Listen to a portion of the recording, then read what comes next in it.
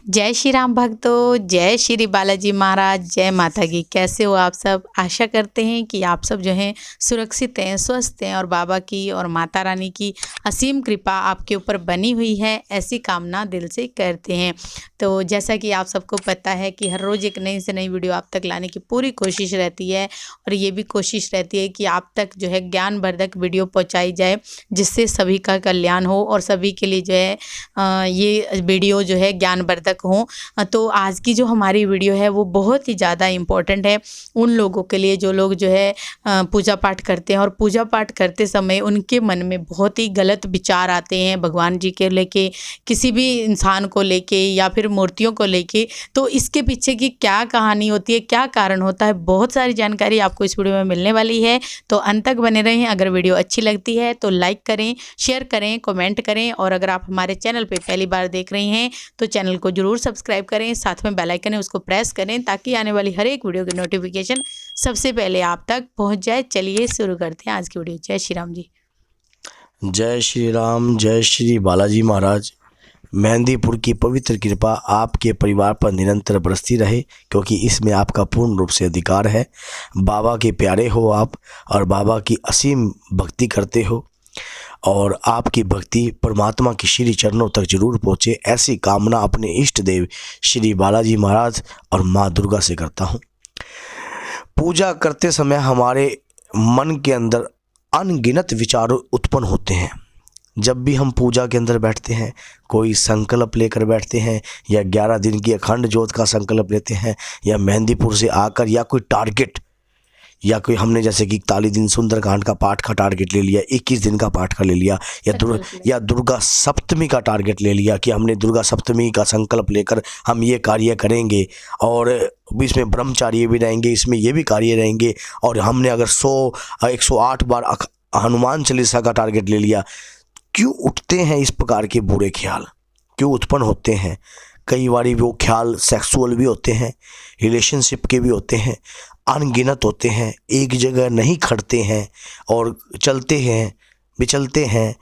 कभी ये भी मन करता है मूर्तियों के प्रति भी गलत विचारधाराएं उत्पन्न हो जाती हैं, भगवान के प्रति भी उत्पन्न हो जाती हैं।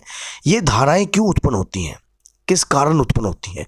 इसके अंदर भी एक रहस्य है, ये भी एक अंदर गहराई की वार्तालाप है।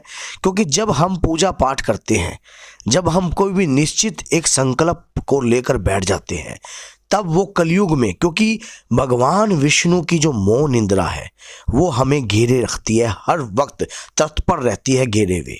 क्योंकि किसका? बच्चे के साथ मोह, पत्नी के साथ मोह और कारोबार का मोह, धन दौलत से रिलेटेड मोह, लक्ष्मी से मोह।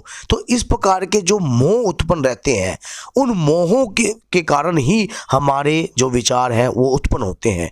जो नंगे साधु होते हैं, वो दिगंबर होते हैं, वो क्यों नहीं इस प्रकार के विचारों के ग्रस्त में आते? वो इसलिए नहीं आते क्योंकि वो ऐसी मोह अपने सुख को त्याग देते हैं। देखिए, कहीं भी अगर हम कोई चीज़ का त्याग करने की चेष्टा करते हैं, मान लीजिए अगर आपने कहा कि मैं 11 दिन या 31 दिन में ब्रह्मचारी का पालन करूंगा, आपने क्या की? एक अखंड प्रतिज्ञा कर ली। तो अब वो प्रतिज्ञा कहाँ तक पहुंचेगी? इंद्र के सिंहासन तक। इंद्र ने जब सतयुग में इन लोगों को नहीं संभलने दिया, तो आपको कलयुग में वो कैसे संभलने देगा? तो उसको पता है कि कलयुग में पूजा है थोड़ी और फल है कई गुना फल है। तो वो किसी न किसी कार्य से जो भगवान विष्णु की मोह निंद्रा है वो भी हमें प्रभावशाली बनाए रखती है, मोह वश डाले रखती है। मान लो किसी भी प्रकार का ऐसा संकल्प लेकर करते हैं तो हमारी इसमें कई प्रकार की परीक्षाएं भी उत्पन्न होती हैं। जैसा कि हम कोई पूजा कर रहे हैं, मान लो मैंने 21 दिन का अखंड पाठ पकड़ लिया, कोई भी रामायण का या फिर मैंने गीता का तो नहीं, मैंने रामायण का, सुंदरकांड का, तो मैं कंटिन्यू पाठ कर रहा हूँ और अपने नित्य नेम पर कर रहा हूँ। शुरू के दिन जो होंगे हमारे बहुत अच्छे तरीके से बीतने लग जाएंगे, लेकिन जैसे जैसे हम 20 के स्टेपों में आएंगे, जैसे कि हमारा 11-12वां दिन होगा, तब वो पाठ भी हमें एक किस्म का बोरिंग लगने लग जाएगा। अंदर से ऐसी भावनाएं उत्पन्न होने लग जाएंगी भगवान के प्रति, या ऐसे ख्यालात उत्पन्न होने लग जाएंगे। पाठ यहाँ पढ़ रहे होगे, ख्यालात कहीं और जाएंगे, क्योंकि वो जो हमारी जो इंद्रिय है वो हमारे कंट्रोल में ही नहीं है। जो मन रूपी इंद्री है, जो मन रूपी हमारा कारक है, वो हमारे कंट्रोल में नहीं रहता। क्योंकि जैसे ही हम अपनी आंखों को बंद करते हैं, क्षण में ही ये मन बड़ा चंचल है, कैसे तेरा ध्यान धरूं। तो ये मन जो है ना, मन रूपी जो इंद्री है, बहुत ही चंचल है, बहुत ही नटखट है। ये इंद्री कंट्रोल नहीं होती। ये इंद्री को कंट्रोल करने के लिए आपको निरंतर प्रभु का टच रखना पड़ता है, कंटिन्यू भगवान की पूजा याचना करनी पड़ती है ये इंद्री को कंट्रोल करने के लिए। तो लेकिन अब एक बात हो, अगर आपके पास 10 रुपए में गुजारा हो रहा है, अब हम परेशान, भगवान ने नहीं किया, हम खाते तो 2 ही रोटी हैं। कोई भी आदमी ये नहीं है कि 10,000 रोटी खा लेगा, कोई व्यक्ति खाते तो 2 ही रोटी है, जितना भी आदमी 2 रोटी, लेकिन सुख सुविधाओं को उपलब्ध करता रहता है, तो ही उसके जितने सुख होते हैं उतने ही अंदर की जो दुख की व्यापनाएं हैं वो उत्पन्न होने लग जाती हैं। क्योंकि आप जब सुख की चाहना करते हो, सुख की आशा प्राप्त करते हो, तब दुख की आशाएं भी उत्पन्न होने लग जाती हैं। क्योंकि दुख और सुख दोनों ही साथी हैं हमारे जीवन से जुड़े हुए। हमें भगवान की पूजा करने के प्रति पहला कार्य तो ये है कि अगर हम पूजा याचना या कोई अखंड पूजा पे बैठे हैं या कोई साधना पे बैठे हैं, तो इस प्रकार की कंटिन्यू व्यापनाएं हमारे साथ उत्पन्न होती हैं, हमारी इस प्रकार की जो परीक्षाएं हैं वो उत्पन्न होती हैं। और भगवान के प्रति इस प्रकार के जो, अब कई होते हैं संकट, जो संकट वाले व्यक्ति होते हैं, लेडीज जब भी किसी मंदिर में जाएगी तो समय से, या कोई पूजा पाठ का कार्य होगा, पहले तो वो संकट जिस परिवार से ग्रस्त होगा उस लेडीज को खराब करेगा, मेंस्ट्रुअल पीरियड या राज सवल्य कर देगा, उसी समय उसको पूजा पाठ करने नहीं देगा। मान लो आपके घर में कोई हवन है या कोई विशेष पूजा याचनाएं हो रही है, तो तुरंत आपके घर के अंदर किसी न किसी को एक मिनट में, और वो समय में बहुत हेर फेर भी हो सकता है। तो इस प्रकार का कार्य भी हमारे साथ होता है कई बारी, जो पूजा याचनाओं में अड़चन आती है। फिर अगर कोई व्यक्ति है, अब वो पता है कि इसको टारगेट पे भटकाना है, तो किस प्रकार भटकाना है, उसके मन में इस प्रकार के ख्याल उत्पन्न होंगे, सेक्सुअल ख्याल उत्पन्न होंगे, तरह तरह की नंगस अवस्थाएं उसके आंखों में दिखने लग जाएंगी जैसे वो आंख बंद करेगा, क्योंकि उसकी परीक्षाएं हैं। अगर उन परीक्षाओं से बचने के लिए उन्हें क्या करना चाहिए, ये भी मैं एंड में बताऊंगा कि इस प्रकार की जब परीक्षाएं चलती हैं तो आपको क्या करना चाहिए उन परीक्षाओं से बचने के लिए। अब इस प्रकार के संकट भी कर रहे हैं कई बारी कार्रवाई, संकट शरीर पर बैठता है, उसको पता है कि मेरे को शरीर पर बैठ कर ये बाबा के जितने नजदीक चला जाएगा, ये माँ के जितने नजदीक चला जाएगा, उतना मुझे शुद्ध तो होना ही होना पड़ेगा और मुझे इसके शरीर को छोड़ना ही छोड़ना पड़ेगा, त्याग करना ही करना पड़ेगा। तो संकट भी इस प्रकार की टांगे जो है बीच में अड़ाते हैं।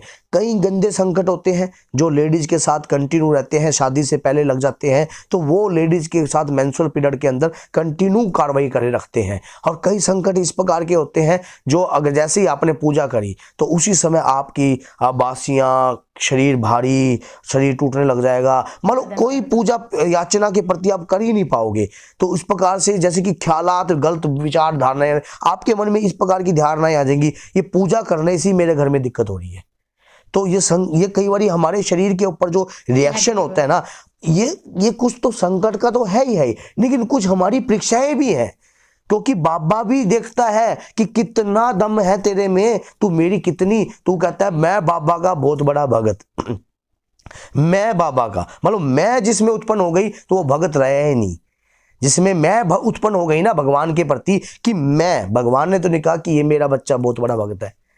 भगवान जिस दिन स्वीकार करे तभी हमारे को, क्योंकि जिसके अंदर भक्ति उत्पन्न हो जाएगी वो खुद ही उसको अपने आप ही स्वीकार कर लेंगे। किसी के कहने की आवश्यकता उत्पन्न नहीं होगी, उस समय किसी की सिफारिश की आवश्यकता उत्पन्न नहीं होगी। फिर आपकी, अगर आप मान लो आप पूजा कर रहे हो, लगातार कोई व्यक्ति साधनाओं के नज़दीक पहुंच रहा है, कोई व्यक्ति साधनाएं कर रहा है, कंटिन्यू कर रहा है, तो उसके मन में दीवार पे भी ऐसे देखने से भी ख्याल उत्पन्न हो रहे हैं, गलत अडल्ट ख्याल उत्पन्न हो रहे हैं, तो कहीं यहाँ देख रहे हैं। तो इस प्रकार की जब ख्याल उत्पन्न हो रहे हैं ना, तो ये कहीं ना कहीं आपकी परीक्षाएं चल रही हैं, ये समझ जाओ। अगर आप साधना के युक्त कार्य कर रहे हो, अगर संकट के युक्त कार्य कर रहे हो, तो वो भी मैंने आपको समझाया है, मैंने पीछे भी कई वीडियो में इस प्रकार की बातें बता रखी हैं। तो आप जब ये किस प्रकार के ख्याल उत्पन्न होते हैं, इससे छुटकारा कैसे पाना है, जो व्यक्ति साधक है वो किस प्रकार से छुटकारा पाएगा। क्योंकि जब व्यक्ति साधना के प्रति करता है, जब अपनी चरम सीमा पर वो पहुंच रहा होता है, तब जाकर इस प्रकार की परीक्षाएं उसकी उत्पन्न होती हैं। और वो उन परीक्षाओं को अगर वो एक बार जीत ले,